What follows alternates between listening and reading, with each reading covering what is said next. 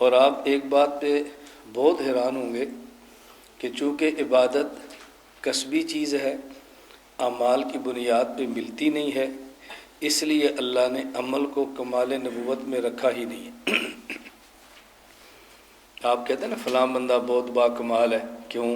سخی ہے، بہت با کمال ہے، سچ بولتا ہے، بہت با کمال ہے، اس کی یہ خوبیاں ہیں۔ کمالات نبوت میں سے عمل شامل ہی نہیں ہے۔ کمال نبوت علم ہے، کمال نبوت عمل نہیں ہے۔ کمال نبوت کے علم ہونے کی دلیل کیا ہے؟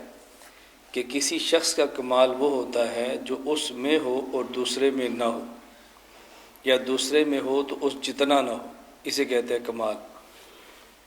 کوئی ایک میرا شاگرد ہے، وہ دوسرے طلبہ سے کہتا ہے کہ جی ہمارے استاد جی کا کمال ہے کہ سفید پگڑی باندھتے، وہ لڑکا کہتے ہیں تو میں بھی باندھتا ہوں، اس میں استاد کا کمال کیا ہے؟ ہمارے استاد جی کا کمال ہے 4 گھنٹے پڑھاتے ہیں۔ اس نے کہا ہمارے استاد جی 6 گھنٹے پڑھاتے ہیں، یہ کون سا کمال ہے؟ کمال وہ ہوگا جو دوسرے میں نہ ہو یا کم ہو۔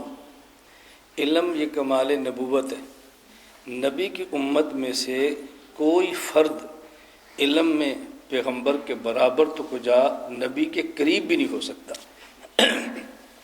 اس لیے علم یہ کمال نبوت میں سے۔ قرآن کریم میں ہے تلک رسل فضلنا بعضهم علی بعض، بعض انبیاء بعض سے افضل ہیں۔ ایک نبی دوسرے نبی سے افضل ہو، اس کی وجہ عمل نہیں ہے، اس کی وجہ علم ہے۔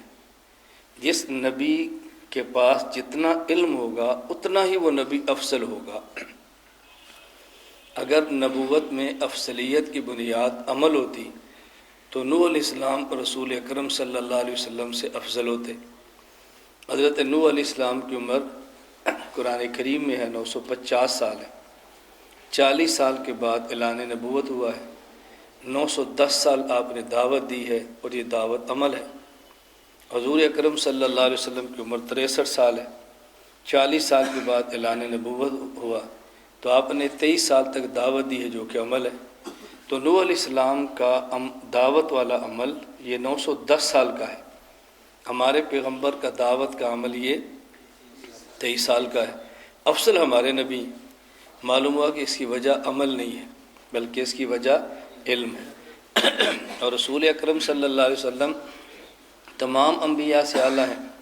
قرآن کریم میں ہے مصدق لما معکم، یہ جو آخر میں پیغمبر آئیں گے وہ ان تمام علوم کی تصدیق کریں گے جو جمیع انبیاء کے پاس ہوں گے۔ اور کسی علم کی تصدیق وہ شخص کرتا ہے جس کو وہ علم آتا ہو۔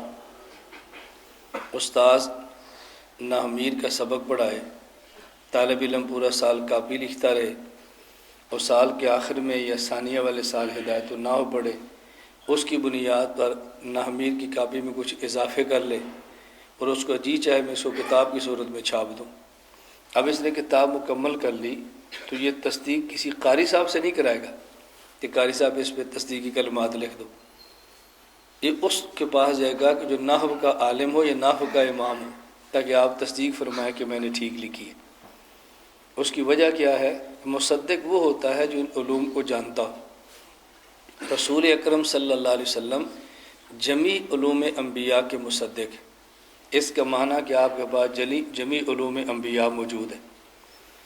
کسی نبی کو تورات، کسی کو انجیل، کسی کو زبور، کسی کو صحیفے، ان سب کا علم بھی حضور کے پاس ہے، اور مزید قرآن کریم کا علم بھی اللہ کے نبی کے پاس ہے۔ تو چونکہ حضور کا علم جمیع علوم انبیاء سے زیادہ ہے، اس لیے آپ تمام انبیاء سے اعلیٰ اور افضل ہیں۔